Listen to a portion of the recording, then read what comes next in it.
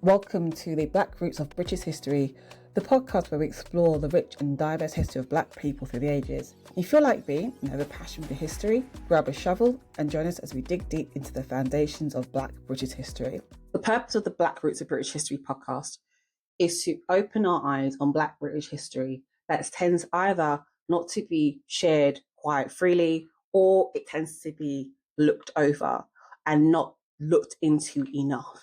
And I also want this to be used as a call to arms for everybody who listens to the podcast or follows me on social media, to then share that knowledge with other people, because I think knowledge is power, and I think it's so important for us to do it for our future generations. As always, I like to put a little bit of a disclaimer that I'm not a historian, but I'm a lover of history. So the facts that I use in my podcasts are simply from me just doing research, right, through Google, through looking at public records. And then I also write it I write it in my own sort of way. But I also try to make sure I keep to the integrity of the facts and to make sure I share it in an informative way. In this particular podcast, we're going to talk about a few of very notable MPs through history. Now, another disclaimer in the line to this is that I am not aligned to any political party ideology. I'm neither Green Party, I'm not Labour, I'm not Conservative, I'm none of them. This is just to give an overview. I want to talk about the person, the people, not the party itself. Of course, as part of their story, I have to talk about their political background to a degree. And the reason why these particular people were chosen, again, it wasn't because I had any particular affinity with it. I think it was just to give us a, how can I put it? Just a bit of an insight into Black presence within the government, both past, present, and potentially what's going to be the future. So just a few interesting facts. We have about 65 or 66 MPs who are Black, 5 are in the Labour Party, as I know, and 14 are Conservative. And obviously you have a few more spaced out wherever. Now these figures are a bit hazy because even the House of Commons don't even have an accurate amount. Also, just for context, term Black British wasn't coined until the 1960s. So the historical things that we've got, we don't really even have, might even be as accurate. They may have been more Black people who were voters. There may have been more Black people who were as part of the House of Commons and who were in government. Again, due to terminologies and due to people just not, I'm going to say, not giving a fuck. We may never know. When I looked up who was the first Black British voter, it tends to show Ignatius Sancho, who was a very familiar name.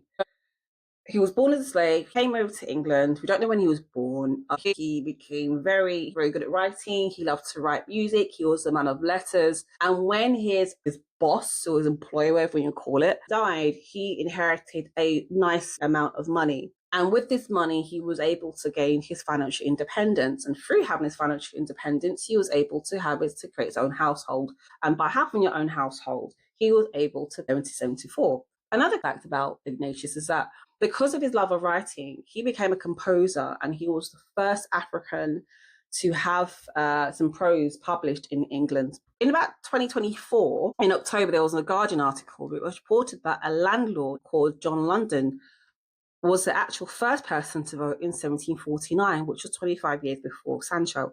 However, his vote was contested simply because of the basis of he wasn't a ratepayer. Don't ask me what it is. I'm not a finance person, but that's what they said. Because you're not a ratepayer, your vote doesn't count. But he squashed that. And then they tried to put another span in the works. You know how it happens. And they said, oh, because you weren't born here, your vote doesn't count. Then actually they found that he was born here and he was eligible to vote. So his vote was counted and he voted Tory. During the same time, James Townsend became MP in the Whig Party. It was believed to be the first member of Parliament, not only the first member of Parliament of Black African ancestry, but to be the first Lord Mayor with Black ancestry. So we're not sure about when Townsend was born, but he was baptised on February 8th, 1737. He was a son of Chauncey Townsend, who was a merchant and an MP himself, and his mother was Bridget Phipps. His grandfather on his mother's side, James Phipps, was the son of a prominent Wiltshire family. At 16, he joined the Royal African Company and was stationed in Cape Castle in Ghana, and they were quite active in the slave trade. While stationed in Cape Coast, he met and married a lady called Catherine, daughter of an African woman and a tailor. So that James Townsend at 1/8 black. Now, that's why I'm not going to say he's black, he's mixed. In 1767, James Townsend entered the House of Commons and he represented the constituency of Westlew, don't know where that is, and he's had the seat until about 1774. Then in about 1769, he was elected as the alderman of the City of London and he represented Bishopsgate, and he was also appointed the sheriff of the City of London. So, you know, good for you, Mr. Townsend. At this time, the City of London consisted of a small central position in the London metropolitan area, and it still actually is.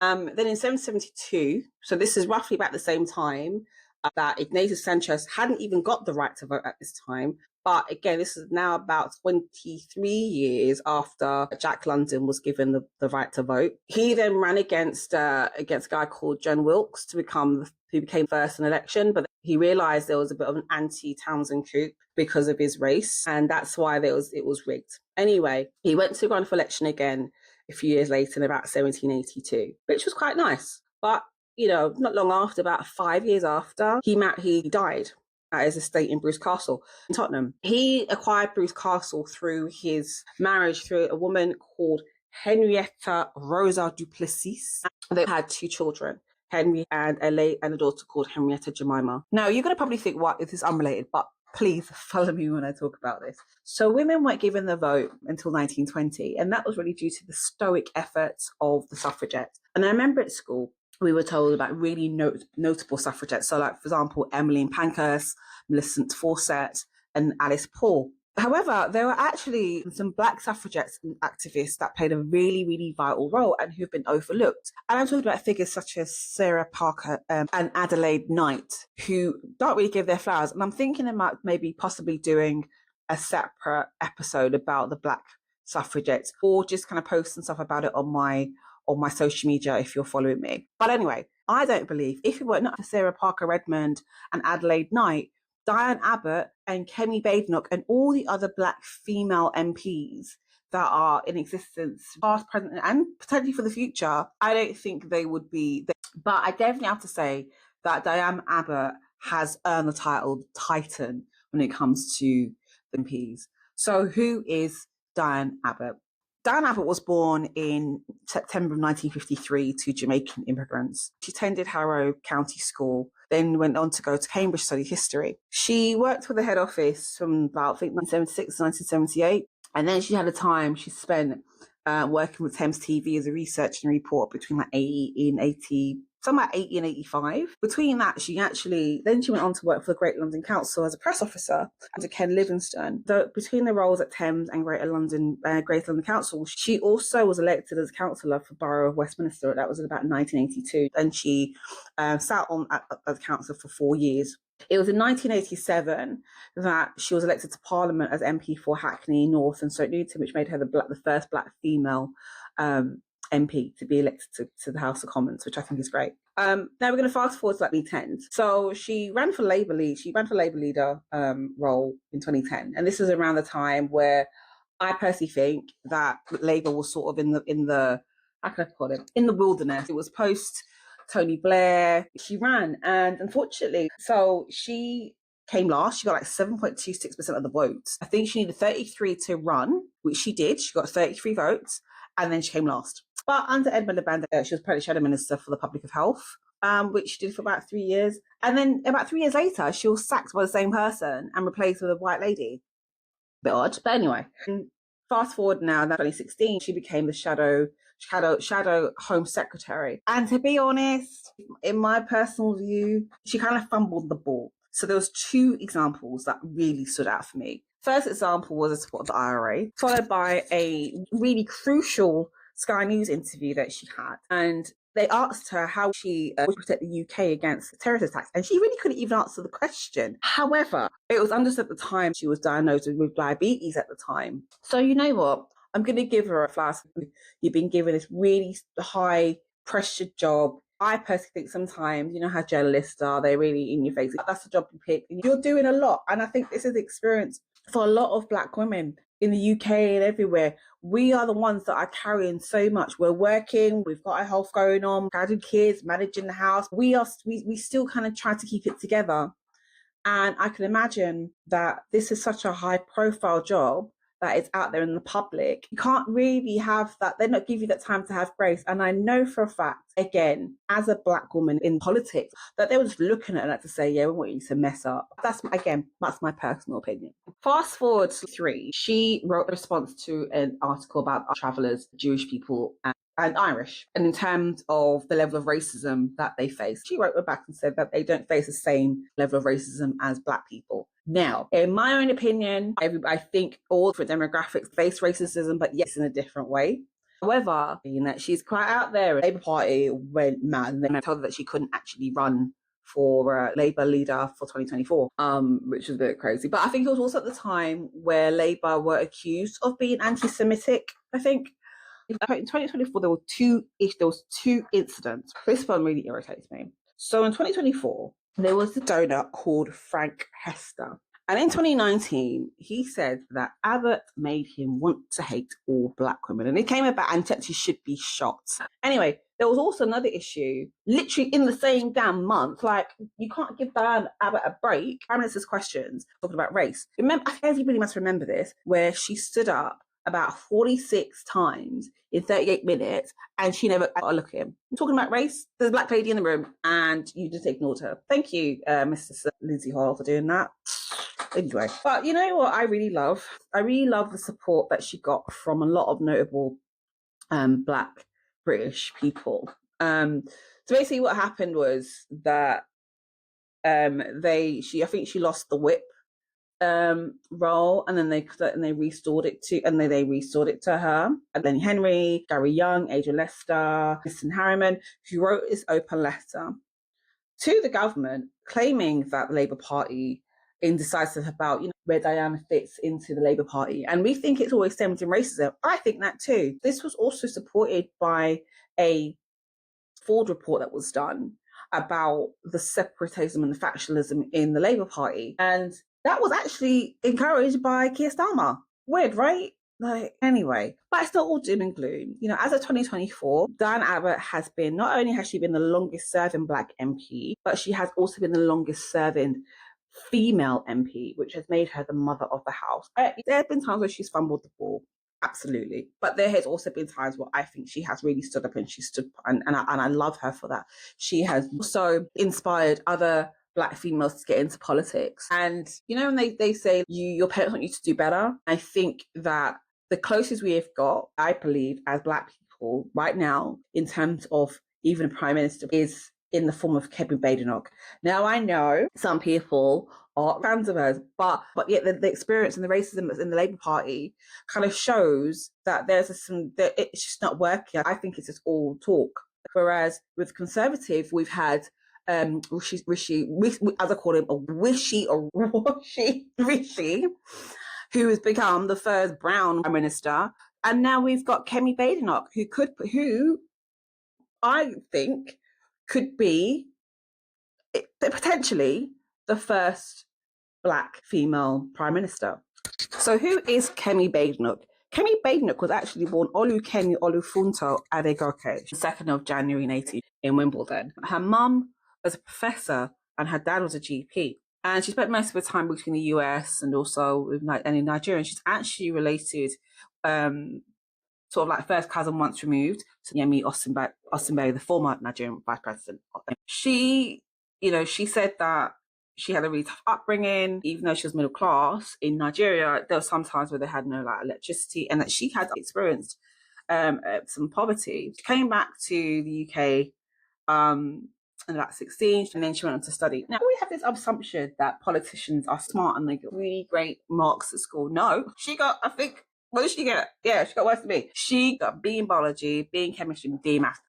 She said that what kind of pushed her to kind of become a conservative due to the British education system. So she wanted to change it, which, I kind of admire that. Anyway, she went to the University of Sussex, where she studied computer science, and then she did a master's engineering in 2003. And then she studied law in 2009 and became a fellowship. So she didn't have the same traditional career path as Diana. She started in IT and she became an engineer. Then she obviously read law part-time at Birkbeck. And then she's analyst at the Royal Bank of Scotland Group and an associate bank and wealth manager for Coutts, checker, and then a digital director with Spectator from 2015 to 2016. She joined the Conservative Party back in 2005, and she actually ran for the constituency of Dulwich and West Norwood. Came third. She's quite tenacious. The first time she ran for the Hampstead and Kilburn constituency, and that was in 2012, but obviously wasn't all unsuccessful. And then she ran again for the same election as a Conservative candidate for Saffron Walden, and she got a seat, which, so she kind of she hedged her bets. But the thing is, I don't understand how you could run for certain constituency if you don't live there. That's quite interesting. She became a VP in 2017. In 2019, she was appointed the Parliamentary Undersecretary of State for Children and Families. And then following that, she became the Secretary to the Treasury and Parliamentary Undersecretary of State. In the world of this shuffle that happened in 2021, and she was promoted to the Minister of State for Equality and then for State for Housing, Communities and Local Government. And then they gave her a new title called the Minister of Communities. I'm not saying I like her, but I do admire her principles. In 2022, she actually resigned because there was the Chris Pincher scandal. When Boris finally resigned, she then thought, right, I'm going to come back, I'm going to bid for Conservative Party lead, and that was in 2022. Unfortunately, similar to Diane Abbott, she was unsuccessful. And of course, we know that we had Mrs. Truss, who lasted all of, month and a half. But under Liz Truss, she was appointed the Secretary for State and International Trade. I don't like to compare the careers of Black women, but if I was to compare, I think Kemi's career path has been on this really positive trajectory, and it seems like she seems really ambitious, because even under Rishi, she retained the Secretary for State and International Trade and the role of Minister for Women and Equalities. Again, when there was a reshuffle, during this time, she also hit the ground running. She was signing deals. She was looking at partnerships for trade, obviously, with everything going on with Brexit. Don't talk about that. She just took off. She made sure that she was making deals with Canada and with the UK. She also did some deals with the Asia Pacific. And also she was talking about reducing some numbers of laws in terms of I think we had 4,000 laws, and they wanted to reduce that to about 800, which I think is pretty good. We don't need that many. So there was this report, right, where there was three officials, and they expressed that she was bullying and saying that they were being pushed out and they were traumatized. This could be true, and I'm not trying to take away from that, but what I don't understand, but it's always seemed that when there's a Black female in power or seniority, they always try to pull you down. But anyway, denied it and said there was nothing wrong. And the thing is, there was no formal complaint. So it's like, are you talking about it and saying, oh, this, that, and the other? I really think that was planned, thinking, right, she's getting a bit too big for her boots. Let's just start pulling out all these stupid accusations. But nothing was formal. Last year, she decided to run for the new Tory leader. She spoke quite honest. She accused a few people of some backhanded bullshit. And to be fairly honest, considering what was going on, with all this, there's a lot of things going on behind the work from her head. I'm not sure how that worked. Anyway, so then it got down to her and Robert Jenrick, and she got about 56.5% of the votes, which declared the winner, and became the leader of the Conservative Party. Now, in terms of her political views, I have to kind of question Kemi, because she said that her heroes are Margaret Thatcher and Winston Churchill. Now, Winston Churchill was a racist. We know he was a racist. He hated Black people. He hated brown people. So for someone who is so educated, you're going to keep it as that. I personally think that Black women get a bad rap in the media, as we all know. But I do think in terms of her career path, as I mentioned so many times, I can see a really strong career path. Would she become a Prime Minister? Possibility. But at the same time, though, I'm really scared, because, as you know, one of you is the head that wears the crown. And some, especially as a Black woman, they'll be looking at us and looking at her to make a single mistake or to pull out something. Yeah. But I definitely think she's going to get a lot of criticism. But I obviously wish her good luck. And Abbott, she represented Hackney and Stoke Newington. Used to border Stoke Newington was a place called Tottenham. And this is where David Lammy is from. David Lammy was born in July of 1972 to Guyanese parents, David and Rosalind Lammy. He was raised single and attended King's School in Peterborough. He then went on to study law and then went on to Harvard University, and he became the first Black Briton to attend Harvard Law School, where he studied Master of Law and graduated in 1997. Like Kemi, they both studied law, And then they kind of worked on other things. In fact, David was an attorney after Harvard at a place called Arnold and Porter, and also a visiting professor. He didn't really come through in terms of politics until like 2000, where he was elected for Labour to be a London Assembly. Then he was selected as the Labour candidate for the parliamentary constituency for Tottenham, which made him the youngest MP in the House at the time. He was only 27 years old.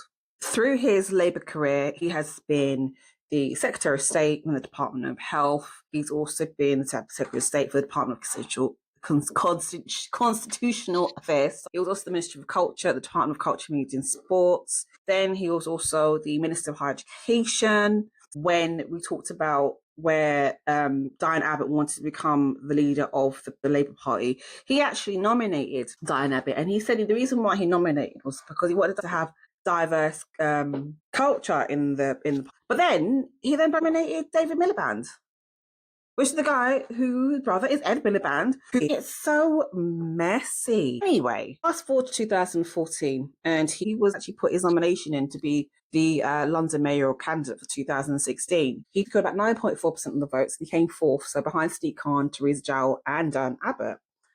All these commonalities are coming together. Then in about 2017, we came back to the front bench. Obviously, during the general election, I think 2020 Labour leadership, he endorsed Keir Starmer and Angela Rayner. I don't know who Angela Rayner is, to be honest. Then in 2021, he was promoted to Shadow Foreign Secretary. So far, he's doing all right. This is a bit weird. He went to Israel to visit, and he had a meeting with the Israeli president, and that was in like 2023.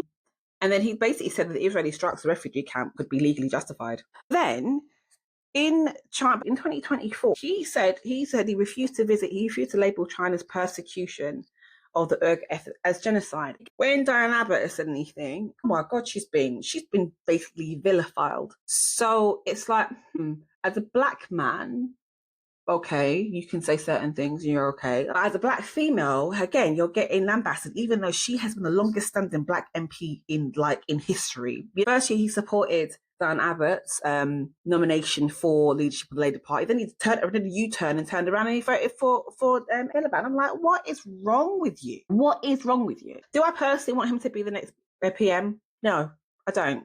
But I do admire him for being a boy from Tottenham and he's and then he's okay. He has condemned the massacre of Syrian minorities. I get it and I support that, but that's the standard. Sometimes I just don't understand where he stands on certain things.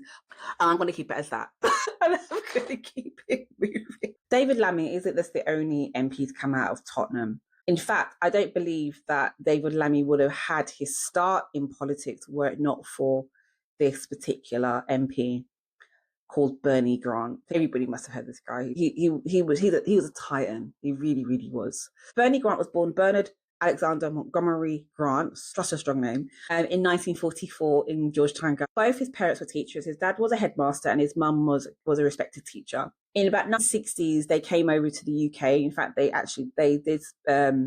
moved to Haringey, North London. Like David Lammy, like Bernie Grant attended university. However, he dropped out. He attended Henry Watts University in Scotland. And the reason why he dropped out in 1970s is because of the racism that was faced by the black students. After dropping out of university, he, as an international telephonist, you know what that means, but then he became really much involved in the union and he became a trade union rep.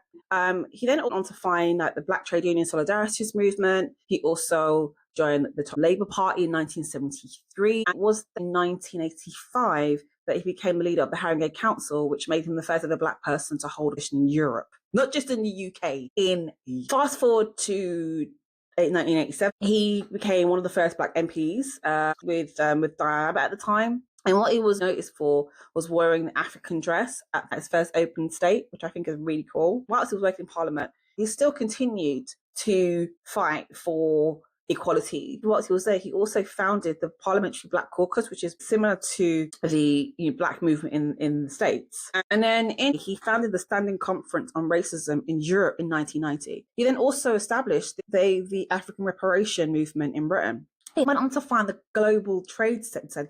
Did this man had how much time did the man have in his day to be doing that? But the thing I said about Bernie Grant, because of all he's done, he's seen something that he saw at university, and it was like, NASA, that not gonna work. He used his platform to continue to fight. He was really outspoken in the House of Commons, particularly about eliminating racism. He campaigned against racism within the policing methods. He was very vocal when he spoke about the Broadwater farm riots. He was very vocal about racism within the council. Even internationally, he fought about debt in poor nations. He was just someone who stood on business, if that makes sense. And I think there's one quote that really sums him up, and this was by a lady called Dawn Butler. She said, and I quote, "Campaigned tirelessly for the elimination of racism both in Britain and across the world. He was a champion of his community, a dedicated constituency MP, and encouraged a generation of Black and minority ethnic leaders." And I actually agree with that. When he died, which was back in 2000, Haringey Council, they opened the Bernie Grant Art Centre in his name.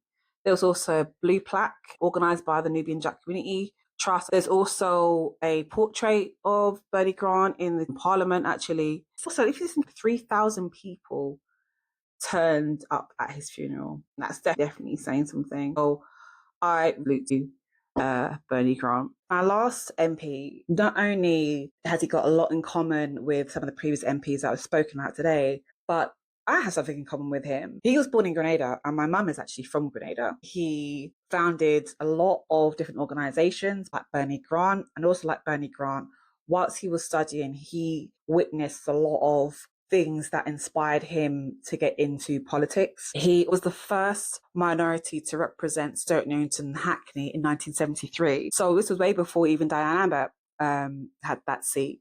And weirdly enough, he was a GP, just like David Pitt was. So let's talk more about him. David Thomas Pitt, who was also Baron of Hampstead, was born in 1913, and he was a Labour Party politician, a general practitioner, and also a political activist. He was born in Grenada, as I said, in the St David's parish.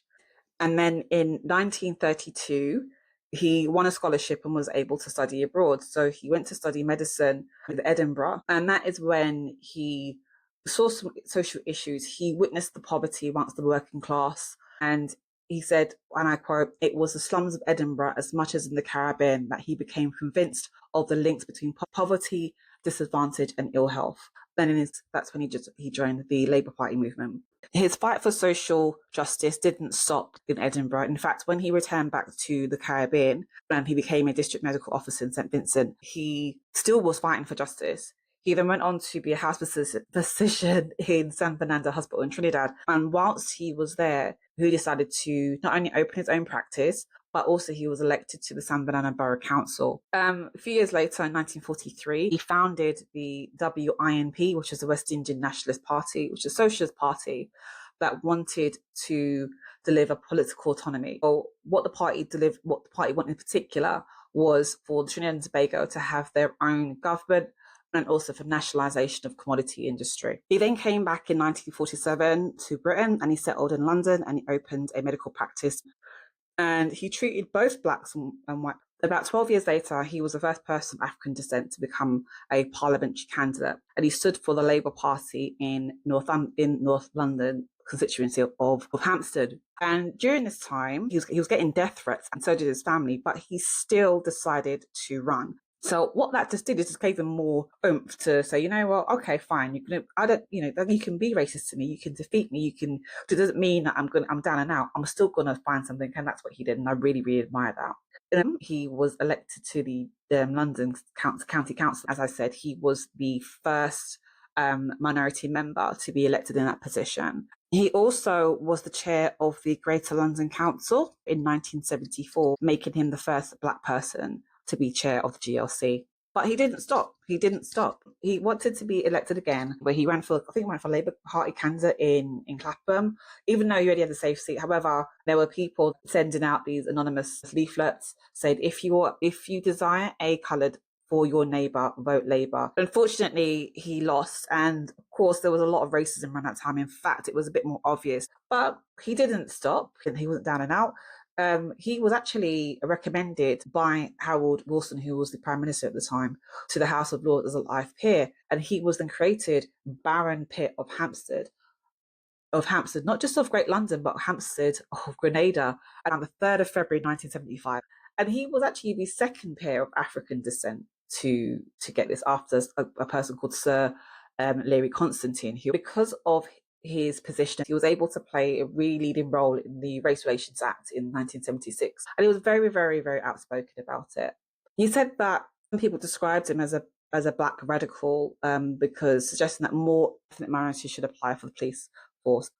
I have my opinion on that. I think I kind of get where he was coming from, because, it was a matter of, if you want to try to make change, got change from within. But considering the time, I think he was just too far ahead of his time. Of course, Black community weren't feeling that. He sadly died at the age of 81 on the 18th of December 94. Following his death, in 2004, he was named one of the 100 Great Britons. In 2009, the annual Lord David Pitt Memorial Lecture happened at City Hall. And he also has a plaque on 200 North Gower Street in Camden. So what's next for us? I think we need to acknowledge that the story of Black British politicians is one of progress, perseverance and promise. We've broken barriers and we've started to reshape Britain's political identity. We have Black leaders that have been carving their place in Parliament and making history whilst doing it. Of course, there are all these trailblazers that I've spoken about. And today we have figures like Clive Lewis and Helen Grant, which present a range of political ideologies, and they continue to push for social justice, representation and equity in policy. We're also seeing a new wave of Black MPs. So, for example, there's a guy called Callum Anderson, Adam Yogi, who is of Jamaican and Zimbabwean ancestry, and he's now the first Black MP in his constituency, which is in Newcastle upon Lyme. We also have Bayo Alaba, he was a former paratrooper with a strong community focus. Also, not to mention, there's this amazing wave of Black mayors. I mentioned one on my TikTok, and it's amazing to see what we're doing now. I think we really want to make change, and we need to obviously make change within. Despite all the things that we've gone through, we're just going to keep pushing forward. And as I said before, we have never probably got as close to having a leader of a party who could potentially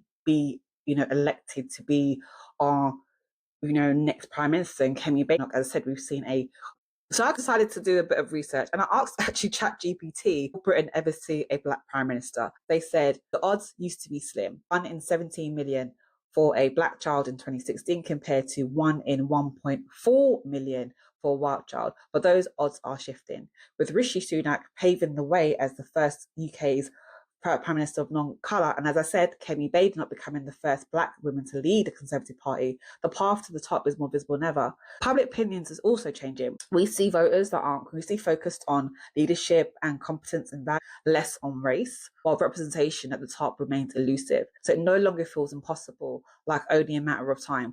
I do think it's also about connecting with our community and using our voice to make things happen. Thanks for listening to my podcast. I hope you enjoy it, and I'll see you soon.